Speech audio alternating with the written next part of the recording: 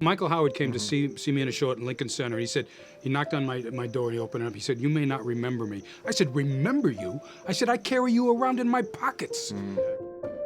The teachers are magical human beings, and they're like magical masters and stunningly beautiful people. There really was a vital role that they all played. I say this in general about faculty members. I think every single one of them makes an amazing Pixar character. Oh, yeah. And I was thinking, who was my favorite teacher? And I can't tell you any one. They had so much to offer, and they really were a great balance. I still think about Chris's comedy class because it's an amazing class, and everybody everybody just weeps a kind of humiliating, kind of soul-crushing catharsis during that class. One of the things that's really great about Chris and Marsha is that they were really open-hearted. They were both really amazing in that way, and they shared their vulnerabilities with us, and they shared, their war stories. And they acted like equals. So we had the privilege of studying theater history with Anne. Brilliant woman. Kate Wilson, she's a dreamboat of a teacher. She really is. I was able to just tell her once again how grateful I was for her pushing us to learn material so quickly. Got to know Margot and her ferocious advocacy on behalf of actors and classically trained actors and classical theater in general. So very grateful for her stewardship. Eve Shapiro was a guiding light for me.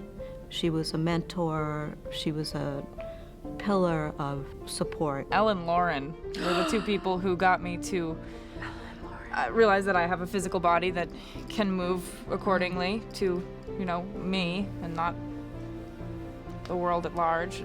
He doesn't care if the tempest in room 301 is any good. He wants me to use this as a tool to make myself a better actor. Carolyn Serota, who's one of the great teachers I feel very blessed to have worked with, got me to stand up straight for the first time. I'm a tall man, so I was always apologizing for my height. And she got me to stand up straight and own my height, and it's something that I've been trying to continue day to day ever since. Everybody was scared. She was scary because she was so good, but she didn't suffer fools gladly, and she had no time for people who were weak. The thing you had to learn with Liz was that the more you cowered from her, the more she would lose respect for you. And when you would finally stand up for yourself, she'd be, all right then, let's keep going. Let's go from here. Oh my God, she was the kindest, gentlest. I was like a ball of wire, and she put her hands on me and I just relaxed. She was great. She's a great teacher. A teacher is someone that pushes you past where you think you can go. I mean, it was incredible. Yeah, we're scared to death of her. Everybody was scared of her, but at the same time, you weren't really scared of her. You were scared of what she was showing to us. Kind of like the Eye of Sauron going, theater, and you're like, oh my God, that's what it is. Whenever I think of Mina, I'll think of her opening that little door next to room 304. It's this little closet, which is this treasure trove of costume pieces and masks. Whatever happens in 304 mask class was like Vegas. What happens. Deb could make anybody cry while singing, and that was sort of the thing. She's fantastic, fabulous. And you'd sing a song for Deb, and then she'd, have you shake a chin or think of something or move your arms, and suddenly you're sobbing while singing. And Kahn was like, Kevin, when you came here, you had a big red crayon, and you used it for everything. You colored everything with your red crayon. And he goes, we're not trying to tell you to break your red crayon or not use your red crayon, because that's what got you here. We're just offering you green, yellow, blue. We just want you to add colors to it, but don't stop doing the thing that got you here. And Darryl, oh God, there's not really words to that can fully describe his aura. He was a saving grace, energetically and spiritually.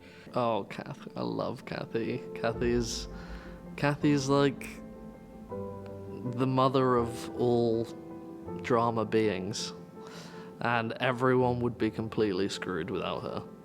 Literally everyone, all the faculty, all the students. she just looks out for everyone, and it's kind of inhuman, her ability to just keep going, and do so many things at once. It's like she's a mystical being that we all love. Richard Feldman, again, Richard, he used to always say, "You are enough. You are enough."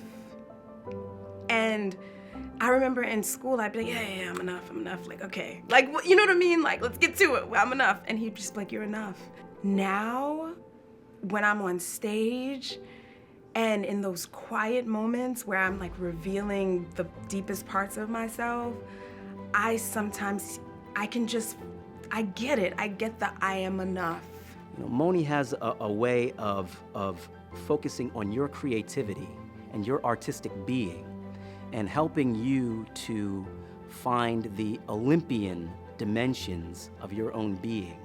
The consistency of Moni's approach, the exploration and discovery and transmission of technique is something that we all share, something that binds us all together through the generations, groups 1 through 50. When I look back at my experience, I think about how selfless the teachers were, how they truly did care, and how much love there was in these rooms.